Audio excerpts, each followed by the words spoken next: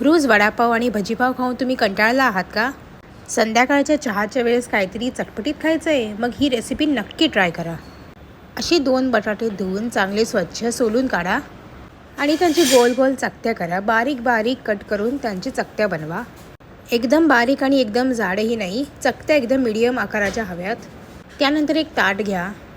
ताटामध्ये 2 टेबलस्पून तांदळाचं पीठ घ्या, 2 टेबलस्पून रवा, चवीनुसार हळद, मिरची पूड आणि सॉल्ट घ्या. कापलेल्या चकत्या एका बाउलमध्ये घ्या. त्यामध्ये काढलेली मिरची पूड टाकून त्याला मस्तपैकी मॅरिनेट करून घ्या. तांदळाचं पीठ आणि रवा एकजीव करून घ्यावे. मॅरिनेट केलेले बटाटे या मिश्रणामध्ये टाकून दोन्ही बाजूने त्याला हे मिश्रण लावून घ्यावे.